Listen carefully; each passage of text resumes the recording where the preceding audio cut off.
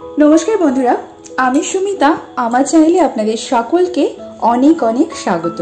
प्रत्येक बछर बांगला 19 ज्येष्ठ एवं इंग्रेजी 3रा जून श्री श्री लोकनाथ बाबार तिरोधान दिवस उद्देश्ये तार भक्तरा बाबार विशेष पुजो करे थाकेन। आजकेर भिडियोते आमरा जानबो बाबा लोकनाथ ब्रह्मचारीर पुजो विधि किभाबे करा उचित, कि तार नियम। चलुन बंधुरा ভিডিওর মূল পর্বে যাওয়া যাক। তবে মূল পর্বে যাওয়ার আগে আমার সকল বন্ধুদের কাছে অনুরোধ, পুরোপুরি ভিডিওটি দেখবেন। ভালো লাগলে অবশ্যই একটি লাইক করবেন, কমেন্ট করবেন এবং আমার চ্যানেলটিকে সাবস্ক্রাইব করে আমার পাশে থাকবেন, যাতে আমি ভবিষ্যতে আরো নতুন নতুন ভিডিও নিয়ে আসার অনেক অনেক উৎসাহ পাব। বাবা লোকনাথ ব্রহ্মচারীর পুজো ভক্তরা প্রত্যেক সোমবার করে থাকেন। এছাড়াও তিরোধান দিবস উপলক্ষে 19 জ্যৈষ্ঠ এবং তিনি জন্মাষ্টমীতে জন্মগ্রহণ করেছিলেন, তাই এই দিনও বাবা লোকনাথের বিশেষ পুজো করা হয়ে থাকে। বাবা লোকনাথ ছোট থেকেই দেবাদিদেব মহাদেবের একনিষ্ঠ ভক্ত ছিলেন। রণে বনে জলে জঙ্গলে যেখানেই বিপদে পড়িবে আমাকে স্মরণ করিও, আমি তোমাদের রক্ষা করিব বলেছিলেন ভগবান মহাদেবের অবতার বাবা লোকনাথ। জয় বাবা লোকনাথ মন্ত্রটি উচ্চারণের মাধ্যমে জীবনের পথ সুদৃঢ় হয় ও যে কোনো বাধা থেকে মুক্তি পাওয়া যায়। যদি খুব ভক্তি সহকারে মন থেকে লোকনাথ বাবাকে স্মরণ করা যায়, তাহলে ভক্তের সব মনোবাঞ্ছা পূর্ণ হয় এবং তার আশীর্বাদও পাওয়া যায় খুব সহজেই। যে কোনো শুভ কাজ করার আগে এবং বিপদের হাত থেকে মুক্তি পেতে একবার লোকনাথ বাবার নাম স্মরণ করতে হবে।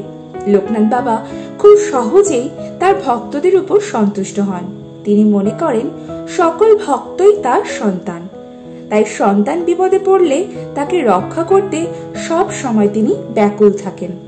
চলুন বন্ধুরা জেনে নিই বাবা লোকনাথের পুজোতে কি কি সামগ্রী প্রয়োজন হয়। বন্ধুরা, আমার চ্যানেলে লোকনাথ বাবার তিরোধান দিবসে কিভাবে পুজো করবেন পুরো পুজো পদ্ধতির একটি সম্পূর্ণ ভিডিও আছে খুব সহজ সরল পদ্ধতিতে। আপনারা চাইলে সেটি দেখে নিতে পারেন, আমি ডেসক্রিপশন বক্সে লিংক দিয়ে দেব।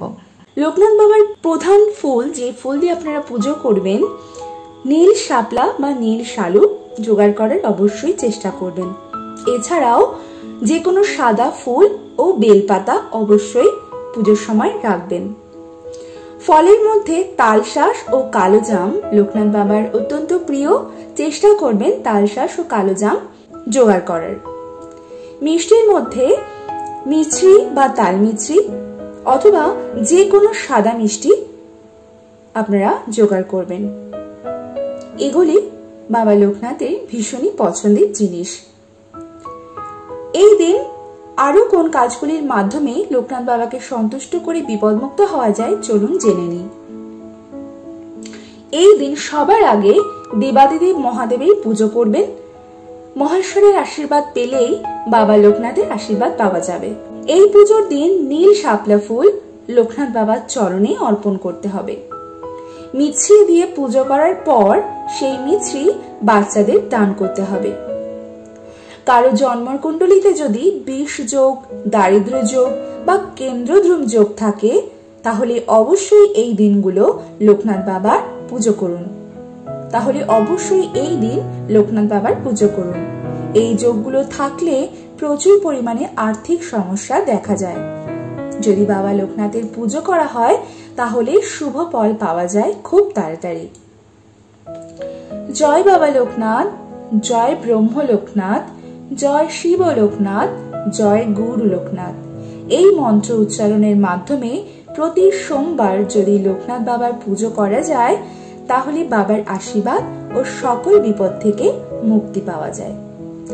তাহলে বন্ধুরা, আজকের ভিডিওতে আমি চেষ্টা করলাম সমস্ত রকম তথ্য দিয়ে লোকনাথ বাবার তিরোধান দিবস আপনারা কিভাবে পুজো করবেন অথবা প্রত্যেক সোমবার বাবা লোকনাথের কিভাবে বাড়িতে পুজো করবেন সেই পদ্ধতি।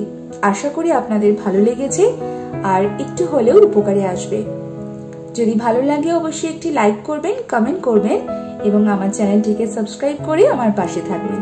দেখা হবে আপনাদের সাথে আমার একটা নতুন ভিডিও নিয়ে। ততক্ষণের জন্য সবাই খুব ভালো থাকবেন, সুস্থ থাকবেন।